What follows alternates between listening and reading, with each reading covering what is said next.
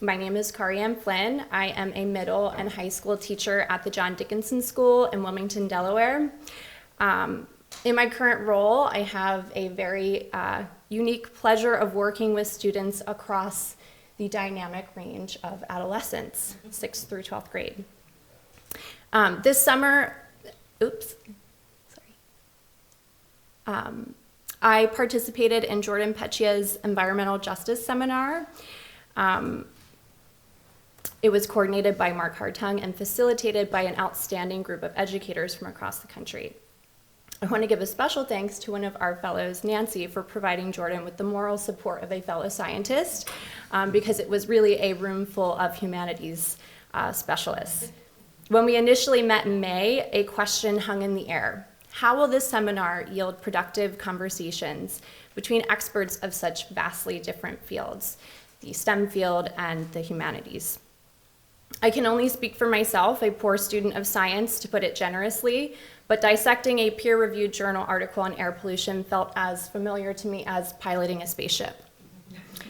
Nonetheless, our seminar dove in headfirst, albeit with some slight tweaking to the summer reading list, to include some more narrative texts about the people who have experienced environmental injustice firsthand. In addition to hearing our plea for the power of storytelling, Jordan used a metaphor to help us understand the complex historical, social, economic, political, and racial intricacies that define the field of environmental justice.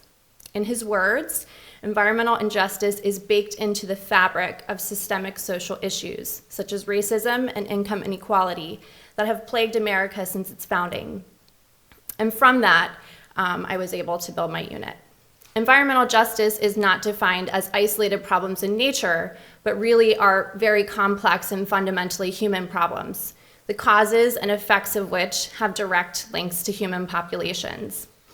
Most importantly, as data and evidence from this field have and continue to suggest, the people and organizations run by people who are responsible for environmental disasters like air and water pollution experience these effects of these disasters on a much smaller scale than those who work, live, and play in communities that experience a high exposure to the same environmental disasters, namely communities of color and low-income communities. So I knew I wanted my middle school multilingual learners to understand this in a meaningful way. So naturally, I turned to TikTok for inspiration, because climate change is all over social media. I assumed that students would probably have some background knowledge on climate change, especially the growing intensity of its effects, powerful storms, raging wildfires, and record-setting high temperatures, to name a few. And while I may be able to thank TikTok and YouTube for raising such an awareness to my young scholars, I expected my students' knowledge of climate change to be incomplete at best and misunderstood at worst. So this is where the teaching came in. Well, there's certainly, the media we consume is often excellent at exposing the surface of these environmental problems, but it doesn't have a great track record at uncovering the historical, economic, and political systems that have created that problem. For example, young people in particular are encouraged to recycle and plant trees as part of their personal responsibility to solve climate change, a problem they inherited from their predecessors. And yet the massive amount of carbon dioxide pumped out by organizations profiting from the sale of fossil fuels persists. While there's nothing wrong with teaching students about the importance of environmental stewardship, they must also learn about the systems that are driving issues like climate change. And so I developed a curriculum unit in which students would learn and practice leveraging data to support claims about the effects of climate change in Delaware and how these impacts are not shouldered equally amongst communities across Delaware. To start the unit, I asked students to agree or disagree with 5 statements about climate change. Though all statements were false, they present as arguable claims, including one which states climate change would happen with or without human activities, because in the United States in 2023, that is apparently still debatable. Throughout the unit, students learned how to interact with, interpret, and analyze data in the context of climate change and its effect on Delaware, most specifically flooding. And this is some of the images that you're seeing now. Students used an economic and climate justice screening tool to gather and compare data from communities in Delaware at extreme risk for climate change-fueled flooding, We compared community demographics, impacts, and government-sponsored protection of these communities. In an oceanfront, wealthy, primarily white community along the Delaware seashore, residents have historically benefited from the flood mitigating effects of costly beach nourishment, dating back to the 1950s.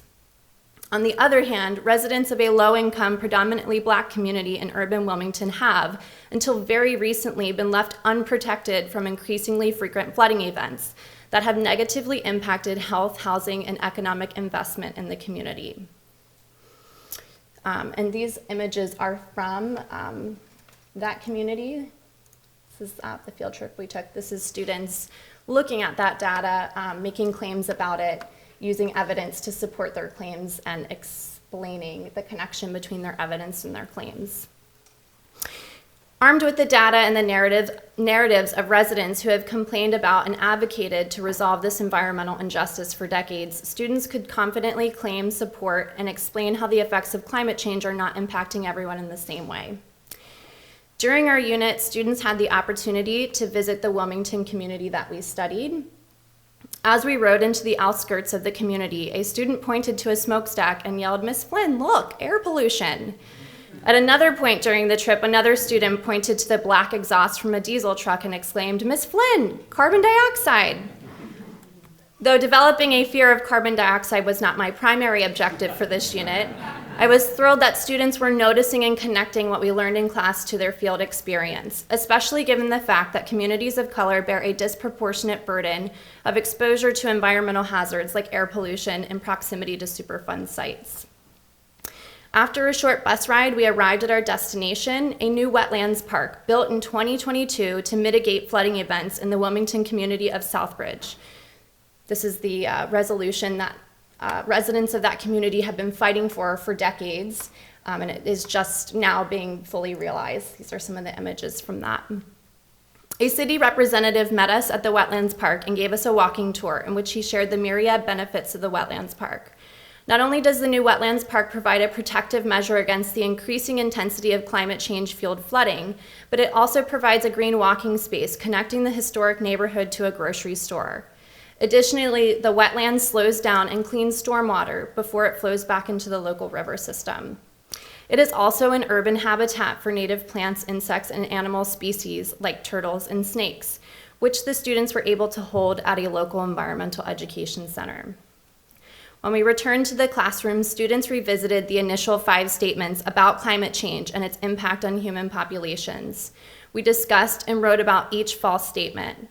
My students, much to my delight, confidently disputed each statement using evidence and reasoning gathered during our learning unit. While I may still struggle to tell you what PM 2.5 is and explain why it's just really, really bad, I can say definitively that data coupled with narrative makes for some powerful teaching and learning about environmental justice. And to extend Jordan's baking metaphor, it is time to change the recipe for how we acknowledge, respond, and resist environmental injustice. The key ingredient is education.